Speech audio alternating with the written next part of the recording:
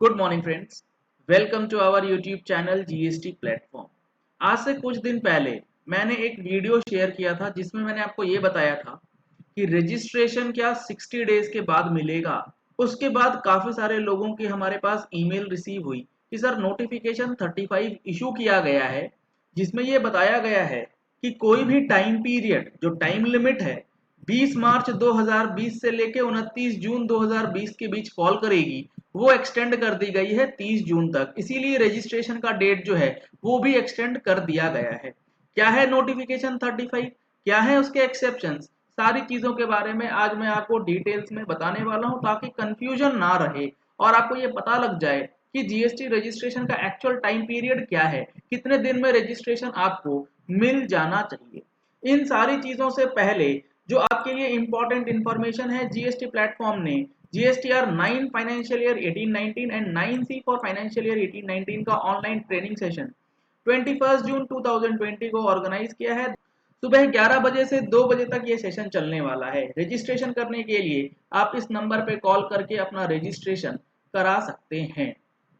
अब देखिए हमारे पास जो नोटिफिकेशन नंबर 35/2020 आया था वो क्या कहता है।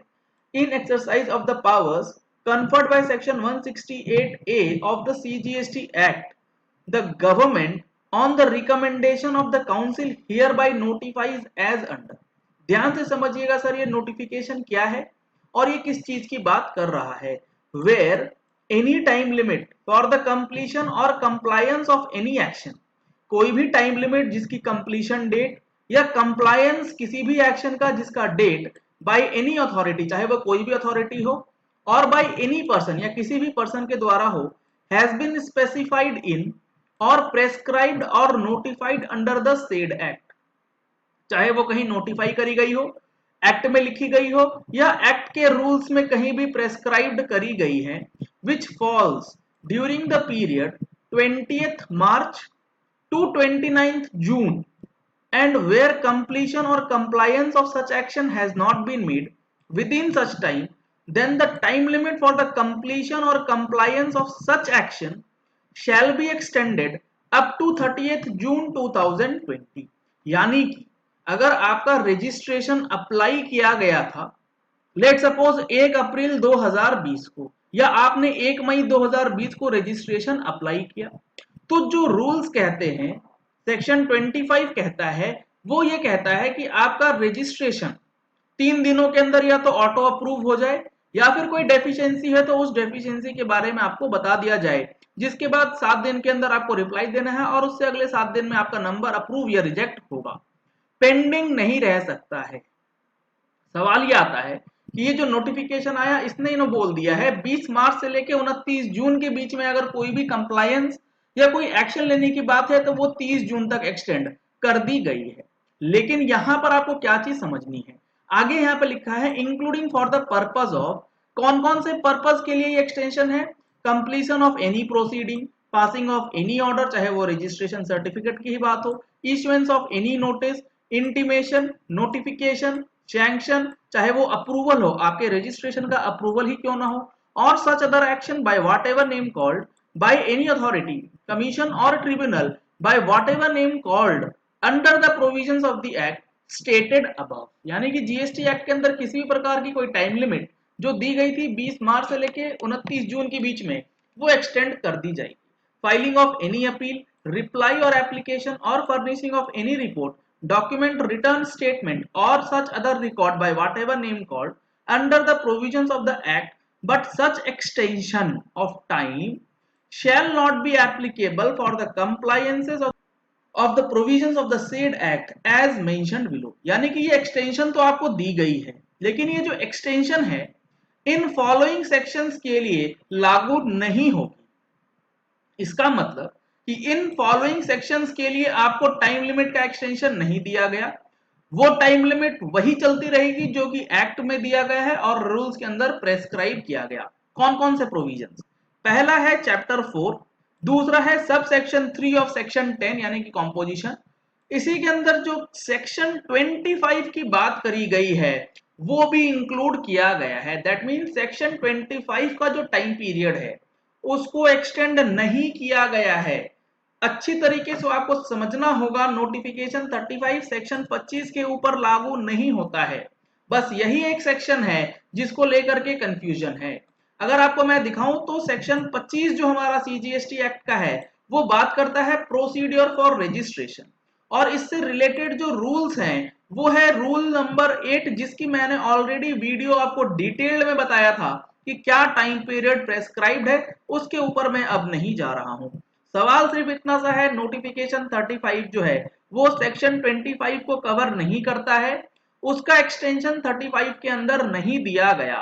इसमें बोला गया है every person who is liable to be registered under section 22 और 24 shall apply for registration in every such state or UT in which he is so liable within 30 days from the date on which he becomes liable to registration in such manner and form and in the manner as may be prescribed। आपको 30 दिन के अंदर number apply करना है from the date of liability।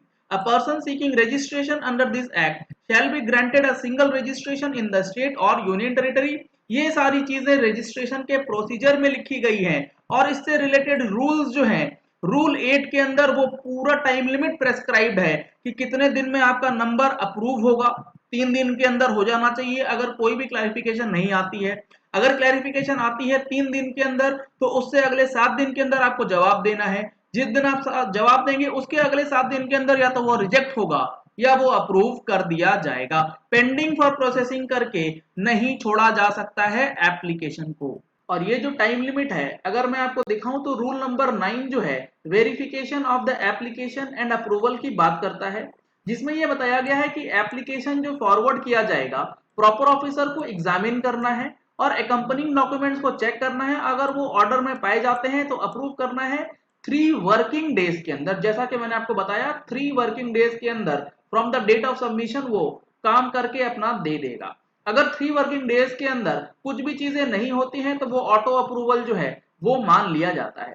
जहां पर application submit हुआ है और वहां पे कोई डेफिशिएंसी आती है, कुछ भी अगर उसको सवाल पूछना है, कुछ क्लैरिफिकेशन चाहिए, कुछ रिक्वायरमेंट चाहिए, तो उसे नोटिस इशू करना होगा REG 03 में with in a period of 3 working days. यानी कि 3 वर्किंग डेज के अंदर ही जवाब भी मांगना है या फिर उसको अप्रूव कर देना है। आपको जवाब देना है कितने दिनों के अंदर? REG 04 में जवाब देना है 7 वर्किंग डेज के भीतर भीतर। अगर आप नहीं देंगे तो आपका रजिस्ट्रेशन रिजेक्ट हो सकता है। जहां पर प्रॉपर ऑफिसर सेटिस्फाई हो जाता है आप क्लैरिफिकेशन से, तो अगले 7 दिन के अंदर वो आपका रजिस्ट्रेशन या तो अप्रूव करेगा या रिजेक्ट करेगा। लेकिन अगर आपने रिप्लाई नहीं दिया और आपका जो रिस्पॉन्स है वो अगर ऑफिसर को नहीं सेटिस्फाई कर पाता है कि वो सही है, तो आपका रिजेक्शन जो है वो भी आ सकता है, और वो रिजेक्शन जो आएगा वो 7 दिनों के अंदर ही आ जाएगा। अगर वो 3 दिनों के अंदर जिस दिन एप्लीकेशन सबमिट हुआ या फिर जिस दिन क्लैरिफिकेशन सबमिट हुआ उसके 7 दिनों के अंदर, तो ये रजिस्ट्रेशन जो है वो डीम्ड अप्रूवल के कैटेगरी में चला जाएगा और सिस्टम ऑटोमेटिकली उसको अप्रूव भी कर देगा। तो इस चीज को आप समझना होगा, जीएसटी पोर्टल को भी समझना होगा कि रजिस्ट्रेशन आप रोक करके नहीं रख सकते नोटिफिकेशन 35 का हवाला देते हुए, क्योंकि इसमें सेक्शन 25 को बाहर किया गया है इस नोटिफिकेशन से। अब आशा करते हैं कि आपको ये पॉइंट क्लियर हो गया होगा। अब कोई कंफ्यूजन नहीं होगा कि रजिस्ट्रेशन का डेट एक्सटेंड हो गया है या नहीं हुआ है। अगर आपका नहीं आया है तो आप ज्यूरिसडिक्शन ऑफिसर से जाकर के मिल सकते हैं और उनसे पूछ सकते हैं कि क्यों रजिस्ट्रेशन जो है वो अप्रूव नहीं हुआ है। चलिए इस वीडियो को यही एंड करते हैं। आशा करते हैं कि आपको ये वीडियो पसंद आया होगा। अगर आपको ये वीडियो पसंद आया तो इस वीडियो को लाइक और शेयर करना मत भूलिएगा ताकि मैक्सिमम लोगों तक इन्फॉर्मेशन पहुंच जाए कि नोटिफिकेशन 35 के अंदर जो एक्सटेंशन है वो रजिस्ट्रेशन के लिए एप्लीकेबल है या नहीं है। अगर आपने हमारे चैनल पे फर्स्ट टाइम ट्यून इन किया है तो चैनल को सब्सक्राइब करने के लिए नीचे दिए गए रेड कलर के सब्सक्राइब बटन को प्रेस कीजिए। साथ में जो बेल आइकन है उसे भी प्रेस कर लीजिएगा ताकि वीडियोस की नोटिफिकेशन आप तक रेगुलरली पहुंचती रहे। Thank you and have a nice day.